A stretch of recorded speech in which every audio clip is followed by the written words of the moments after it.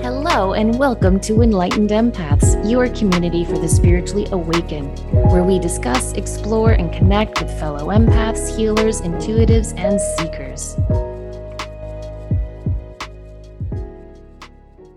Hello, empaths. We hope you're having a spectacular week. Denise and I are just having one of our little chatty shows, I guess you could call it, because we realize this month marks the 5-year anniversary of doing Enlightened Empaths. And I think we were both shocked to discover that. I was beyond shocked. When I looked at the numbers, I thought, my expletive, how could it possibly be 5 years already? Time does seem to be going by faster for one, don't you think? I do. And I think when we get into the pandemic and all the other things going on that have been happening these last several years, plus so many people coming into their own with feeling more connected to their intuition or their empathy or their sensitivity, it's been an interesting 5 years. Yeah, it really has. And I feel like when we started the show, empath wasn't even a buzzword or a commonly, well, I don't want to say it wasn't a commonly known word because clearly it was, but it wasn't as widely recognized as I feel it is now. No, it wasn't, because I remember when we went back and forth about trying to come up with, what do we want to have this be called? What do we want to, and empath kept coming up. And that's why we chose that. And then we went through a lot of choices before we got to enlightened. Yeah, we did. It took a while. And I think we explained on the first episode that we're not enlightened empaths. No. We're trying to be enlightened empaths, and we're trying to do it together with listeners. Exactly. And it ties up all the things that we're all going through. When we first started this, the goal was to bring together community, to offer resources, to hold space for each other. And it's been an amazing gift to be able to do this for so long. Yeah, it really has. And we couldn't do it without all of our listeners. And I think our goal was and still is to create this sense of community, to create this feeling that, we're not alone going through these emotional experiences and roller coasters of ups and downs, that there is a community out there. Right. When we started this, how it's evolved and grown into parents of empaths and growing up, and we've just brought in so many fascinating people that have shared their insights. I've enjoyed that so much, to have the privilege to talk to so many, pretty well-known folks. And it's sobering, isn't it? It's very humbling. Oh, it is. And I always got so nervous. I think I was the most nervous to interview Anadea Judith, the chakra lady, I should call her, who wrote, I think, kind of the quintessential book on working with your chakras. That was huge. I was so excited to talk to her. And then I think we were both nervous to talk to John Holland.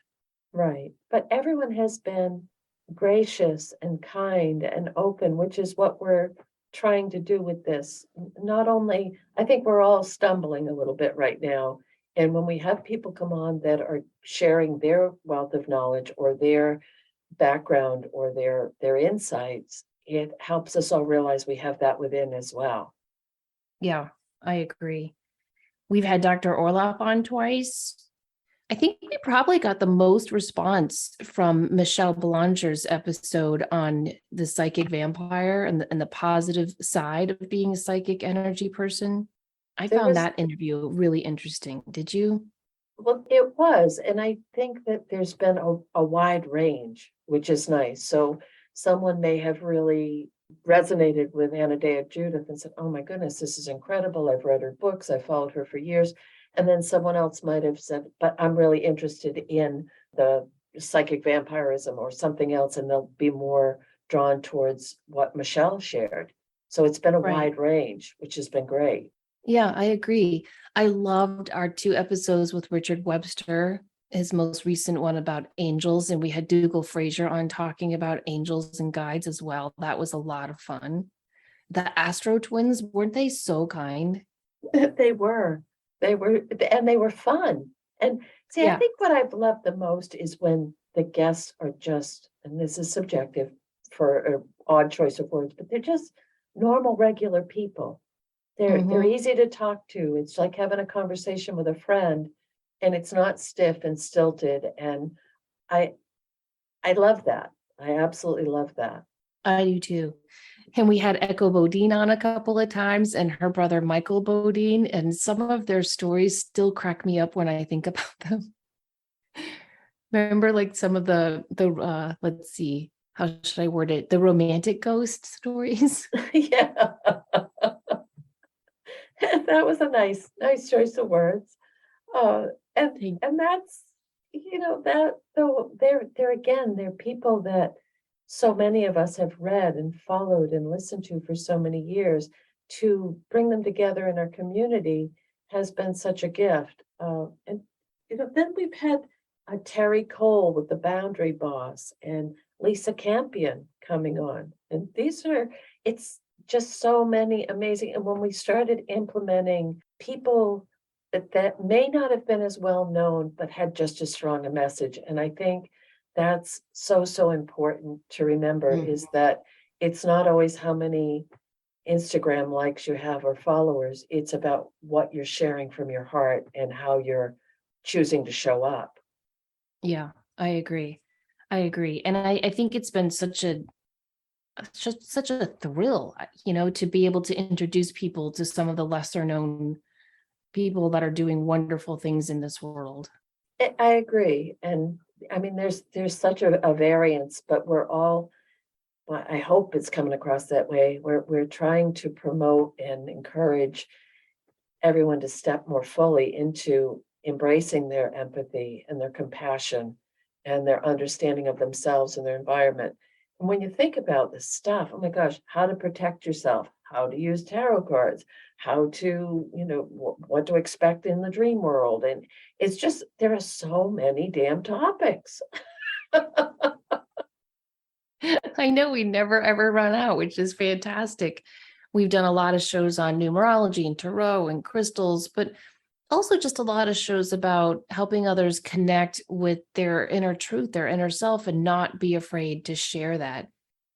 I recently got back from the Edgar Casey ARE conference, and I was doing a presentation on the awake dreamer and the magic awaiting in your dreams. And so, you guys know me. I always use my story and things that have happened to me kind of as a teaching tool.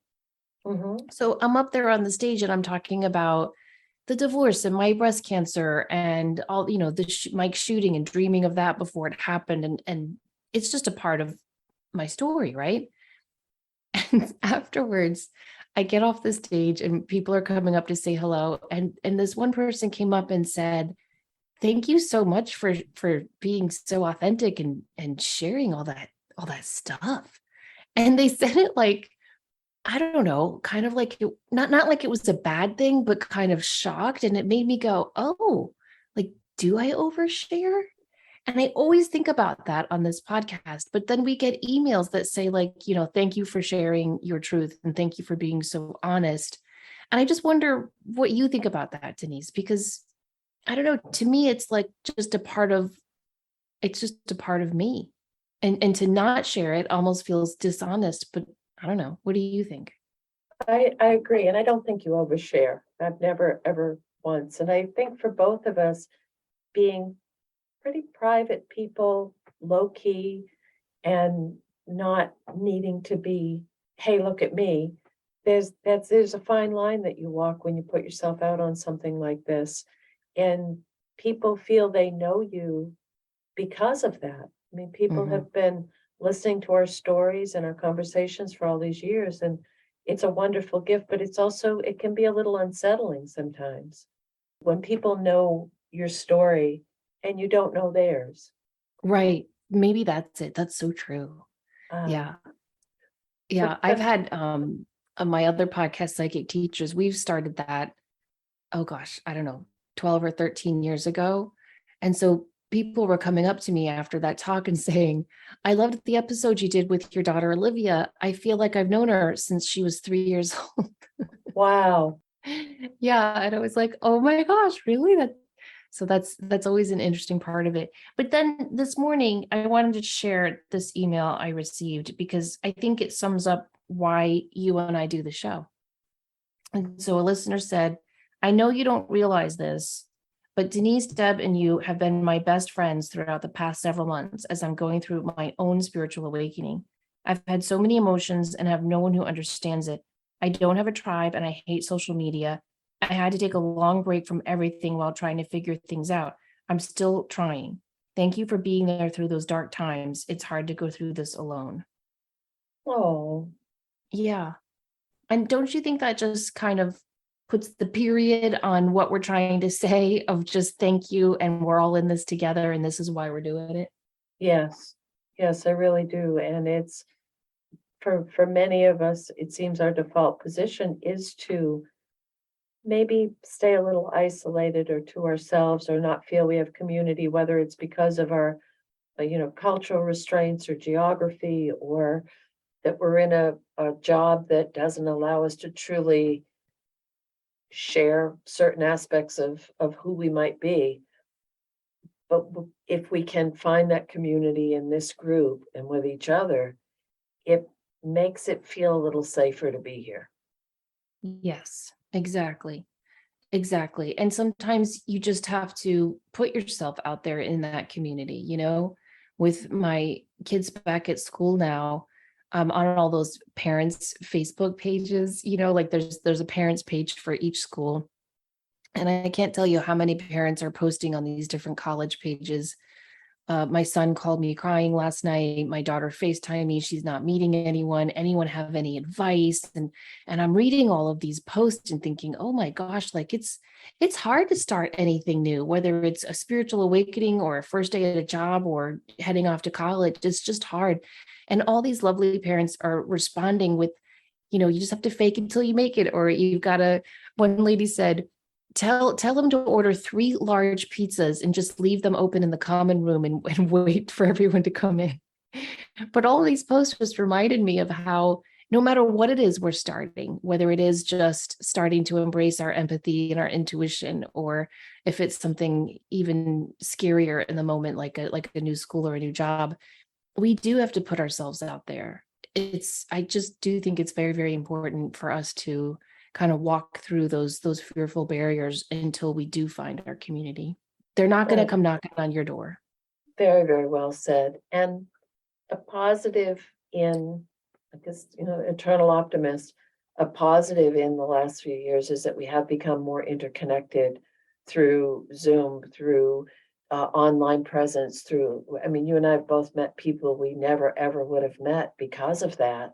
So it's Yeah. opened up this whole world for us to connect with one another in a way that we probably never would have even 5 years ago when we started this. Yeah, it's so true. And you've got to follow your gut and your intuition and your instincts with that too. I mean, when you and I first met, I just plopped myself down next to you. Yeah. Asked you to go to lunch with me on the break. Yeah. And voila, here we are 5 years Yeah. later. It's Aren't you so happy? I am actually. In a sense, it changed both of our lives in a very different way. 5 years ago, that was a big deal. It was when I was on vacation from school, I'd gone down. There was so many things involved with that it was just a different time in both of our lives. Our kids were much younger. Our it's so fun to have this as a benchmark and to look through the different episodes and remember where we were at that point in our lives, and to see how this has unfolded with topics and thoughts, and just as you said earlier, being an empath is now up so much more understood and valued. Yeah, exactly. And I think it's just the tip of the iceberg. Like, I think we're all just starting to come to this realization that there's so much more than our 5 senses. I'm always surprised and excited to see young people approach us, people that you just wouldn't think would be involved or interested in this community. We have, people who have just come out of basic training or fighting in the Marines, and they're like, I'm an empath and I'm having all these experiences. And I just think it's so beautiful that so many different types of people are realizing there's a safe place where they can talk about this and learn about it and start to embrace their true selves. So just, because I like to think about things, and we've said this a lot on the show about the little tiny people coming in are so wide open. I ran into a person I was down swimming at the river and ran into a woman I used to work with, and she's still in the school district and she just became a grandmother. She was talking about her new grandson. And we started talking about developmental milestones and how these babies are coming in so aware, and over and over and over, I keep hearing parents or grandparents or guardians say, it's just that this baby has such an old soul energy. This baby is so aware. This baby is so connected. So is this whole thing that we've all been going through, have we been paving the way to get ready for them? And they're here to really help us get through these next times that are coming. I think so. I've been reading this book called Breakthrough to Creativity, and it's written by a psychiatrist in the 1960s. And she was doing the bulk of her research in the late 50s and early 60s before she published the book. And the whole book is about her trying to find legitimate ethical intuitives and put them in a laboratory environment where she can kind of test them and just understand like what is going on. And so she started to find people who were hiding their intuition, like not talking about it because nobody really was back then. And she finds all these really intelligent people. One is a CEO, two are ambassadors. I don't know how she knows two ambassadors, but she does. And several are colleagues of hers who are also doctors. There's a surgeon in there. And none of them will let her use their last name. And so she'll talk about Vicky, last name, removed, is a CEO of a Fortune 500 company, or Dr. Philip, who was not comfortable using his last name, has this ability to blah, blah, blah. And I was just reading this book this whole week, and I was thinking, wow, like how far we have come, where now we have Dr. Eben Alexander, Dr. Bernie Siegel. There's so many doctors who are perfectly comfortable stepping forward and saying, this has happened to me, or I'm having these experiences. And, that book was published in 1967. In the world of history, that's not that long ago. Right. And now look how far we've come. So imagine what it's going to be like when these little people coming into the world are our age. It's going to be hopefully very common to talk about this stuff and have a ready-made available spiritual community that you can link in with. Oh, I love that thought. That's very hopeful. And it is interesting when you look back at the historical, in 1967 was basically a different planet compared to now, but how people needed to protect themselves. And we're still, for many, that's still the case, that it may not be prudent to say, oh, by the way, I sense things, I know things, I feel things. So, everybody who's listening to this knows I ramble on about brain chemistry and synapses firing and all that stuff because it fascinates me and I think it's interesting, and it was my background for a long, long time. And I was reading an article on, actually I was doing quite a bit of reading on mental illness versus channeling, because they did all these tests on people who were saying they were channeling from higher dimensions and all of these things. And it was fascinating that on traditional mental health scales, they tested higher than the normal range, but well below what would be considered a mental illness. And I thought that's been an uphill battle for so many people, so many empaths, so many intuitives, so many seers, is, oh, you're crazy, you don't know what you're talking about. And I was looking at the dates on the stuff I was reading, and it was based back in a time where this would have been conceived as mental illness. It would have been seen as, oh, you're hearing voices in your head, you're schizophrenic. So Right. I just think the fact that we've reached that place where, now we have renowned people talking about the mind-body connection and health and wellness and trusting your intuition. It's absolutely amazing. It is amazing. I mean, I just did research on the Brazilian medium Chico Xavier, and they thought he had epilepsy. They thought he was possessed at one point. They thought he was having seizures. I mean, they tried so many ways to explain away his amazing ability to do automatic writing and channel these famous poets and artists and other mediums and deceased loved ones. And he died, not too very long ago. And yet, here we are now where we're doing scientific research into channeling. I mean, I think one of the directors for the Noetic Institute wrote a book on it. And so I do think we're coming far. However, if I did hear a voice, I still would freak out. I just want to put that out there to the world of spirit. Nope, nope, nope. I'm not your girl. You're not going into clairaudience, huh? No, I'm not doing it. I was reading about the people who wrote the woman who channeled the Course in Miracles. There's so little information on her. Have you ever tried to research about how she channeled that book? Yeah, it's pretty incognito. It really is. And I'm like, come on, Google. But supposedly she was an atheist, and she and some friends at Columbia, I think, University, were doing some research into all of this woo-woo stuff. And she started hearing the voice of Jesus. I am not an atheist. I am probably the farthest thing from an atheist. And still, Denise, if someone was like, Samantha, this is Jesus Christ, I'd be like, no. Archangel Michael, tell him to get behind me. I couldn't do it. I can hear my kids right now if they were listening to this, which they're not, but I could hear them if they were going, boomer. Oh, goodness. And so, as a positive, there are old empaths, there are young empaths, it's that old Dr. Seuss book. Some are old and some are new and some are, what is it? What was it? Red fish, blue fish from Dr. Seuss. Anyway, see, I'm so glad that that's still holding space in the memory banks, right? Yes.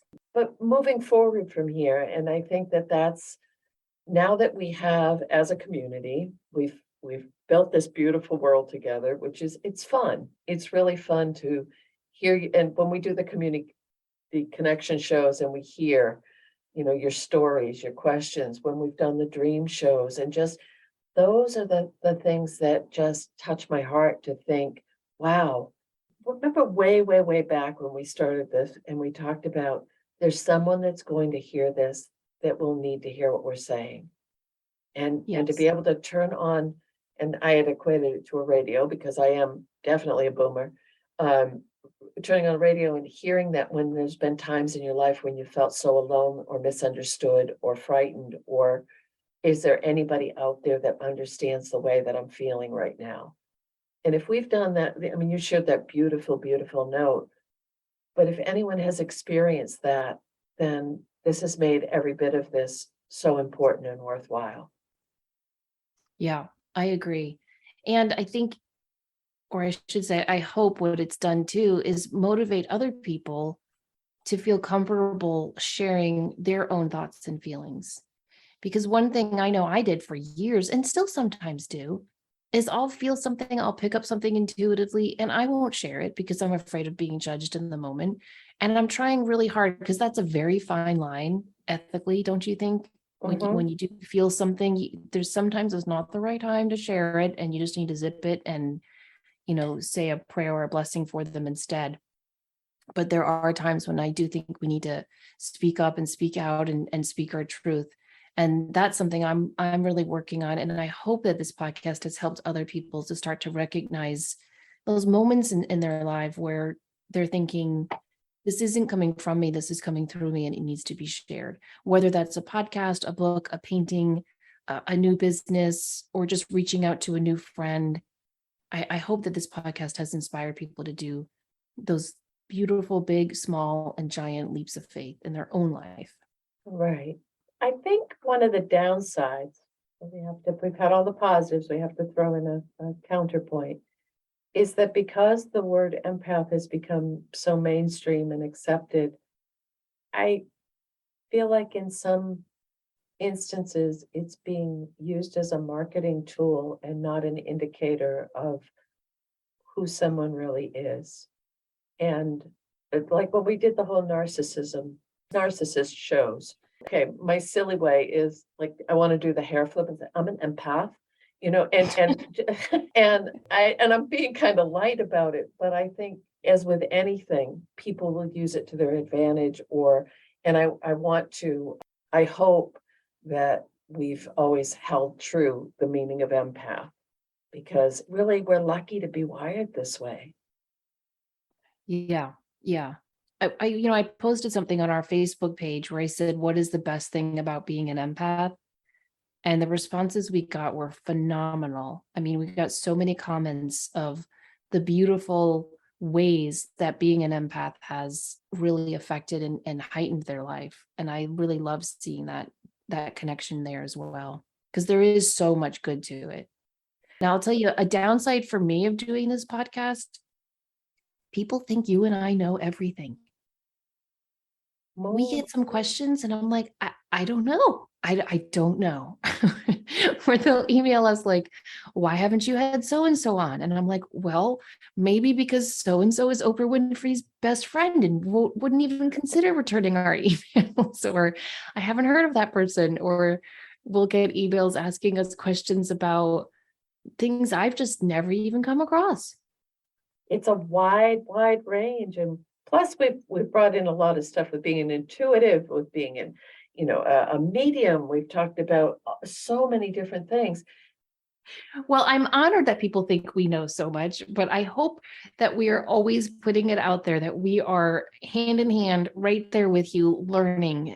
We are not here as educators, we're just here sharing what we do know, what we're learning, and what we hope to learn more about. Yes. And that's so important for all of us, I think. But when we started this, I think even you and I were still protective of our sensitivity. We talked a lot about how to protect yourself, how to do that.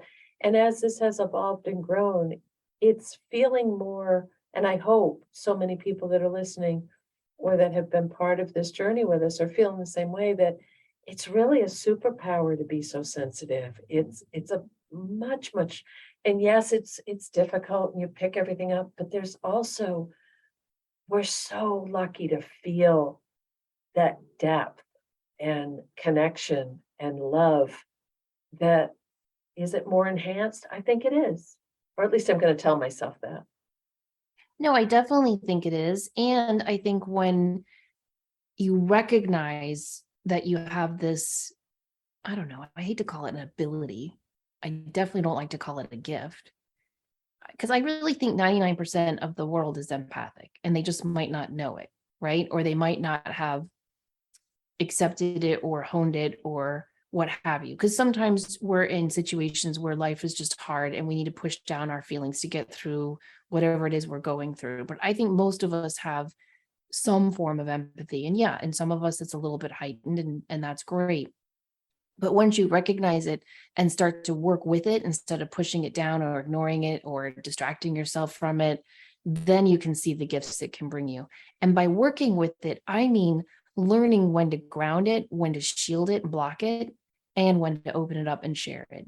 I think that's really, really important. And I think everyone has to do that work on their own and come to their own way of doing it. For me, it's always been a lot of working with the chakras and crystals and doing a lot of psychic protection techniques. But for you or for you or for you, it might be a different way. So I do think the onus is on us to explore different ways of working with our empathy and finding the right path that works for us. Okay, personal opinion, not using it as an excuse to step fully into who you came here to be. Oops, sorry, too sensitive, too much of an empath, can't do that. Or to judge someone else that might not be as empathic. Because we're all in this together, whether we are, I think we need that variance a little bit. So I always love when I talk to someone who is very, very empathic, very sensitive, very connected, and then they'll have a partner who is the extreme opposite. And it's almost like that partner works as a tether to keep them grounded and centered. And it's a beautiful balance.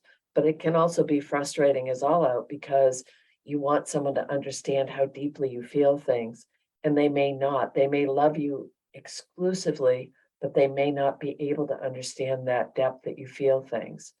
And it brings more color to the page, I guess. Yeah. But again, accepting everyone where they are on their step of the journey, Right. and withholding judgment and thinking, well, maybe you don't understand why I'm feeling so much as I am feeling, but just accept that I am feeling this much, and it might be little things like, for example, I can't watch movies where children or dogs or any animal is harmed. And yeah, people have laughed at me about that. They'll say things like, I did see Marley and Me. And that was Mhm. the last dog movie I watched, because I was like, nope, no more. And yeah, people will laugh and be like, you can go like, there was a Channing Tatum movie about a dog, and my friends were like, I promise it ends happy. And I was like, I don't know. And so just like, once I accepted, like, this is who I am and this is my weird little boundary. And if you don't like it, God, that's fine. I get it. It's a weird little boundary, but I don't want to watch stuff about sad little animals. No. And I think once we accept who we are and our quirks and oddities, the people, the naysayers around us, they tend to go away. They just tend to, I don't know. They either will just diminish in the intensity of that relationship, or they'll come on board and be like, all right, yeah, that's just who he or she is. Right. I want to just take a different track just for a second, is that the Away from past sad little animals. well, I can't watch it either. I can't. It's terrible. I get so ups. Well, I think many of our people listening are feeling the same way. It's why we have so many little faces in our homes looking at us. But what's been concerning me a lot lately, and this does apply because as more people are opening up, I've heard quite a few very ethically concerning situations where people have gone to readers or mediums or healers or intuitives and have had very dark negative experiences. So I guess just my own PSA is, if something doesn't feel right, or if someone tells you something that doesn't resonate with you or leaves you in a place of fear, step back. Please just take care of yourself, because there are some unscrupulous people right now who are preying on kind and empathic folks, or people who are trying to get through difficult times. And You it know, it worries me. it worries me too. It always has. And I'm glad you said that, because I know when I started taking classes on intuition and I encountered some negative people like that, I always thought that in order to be intuitive, it meant you were spiritually enlightened, meaning you were ethical and kind and on the good side, right? And it took Mhm. me years to learn that negative people who don't have your best interest at heart can also be very intuitive. Right. And I wish we could separate that in our vernacular. I do think whenever you hear intuitive, I don't know, a lot of people think of like a mystic or a spiritual enlightened teacher, or Rumi. I don't know, someone really loving and kind and generous of spirit. And that's not always true. You can be intuitive and not have a spiritual drop in you. Right. And What do you think? I agree, and that was very well said, because it's, we say this a lot, that the dark is getting darker and the light is getting lighter, and I think so many of us are trying so hard to stay in that place of light, but just the bottom line is, if it doesn't feel right, no one is that, I would say trust yourself in your own inner knowing, and if something validates it's coming through from someone else, that's great. If it leaves you in a place of fear, unrest, uncertainty, then steer clear. Yeah. Yeah. We got 2 emails in one week, and then I got an email to my account about readers telling them they were going to be alone the rest of their life. Like, And first of all, who would do that? Who would say that to someone, right, right? You gotta think about, like, who would say that to someone? And second of all, no. I mean, we get we right, get to make choices, and it doesn't matter if someone is highly regarded or a best-selling that, or like you said, an Instagram, 500,000 followers. If what they're saying doesn't resonate with you, it's not your path, Right. and you don't have to own it. And learning to trust yourself that it isn't accurate is really important. I think especially as an empath, a sensitive, or when you what troubles me is what triggered that thought was there was a young person who had that experience, who a friend of theirs reached out to me and said, this happened, what can I tell her? And we had a back and forth chat. And I realized that for this one person in particular, it was her first experience talking to someone, of lowering the drawbridge, of being vulnerable. And I agree with you 100%. What gives anyone a right to do that to someone else? But equally, anytime, it's always about choice and free will, always. And we both get very worked up about that one of, is it ethical? Is it morally okay? And I think that for those of us that feel so deeply, that's how we try to navigate our lives. And especially if you're opening up or lowering that drawbridge to let people see who you really are. So hard to do that and then be slammed like that. But, I also want to say, I think some ethical and spiritually minded intuitives do pass on negative messages like that without any ill intent. They're just not trained enough to understand that what they're picking up is their client's thoughts and fears, not their future. Yes, excellent point.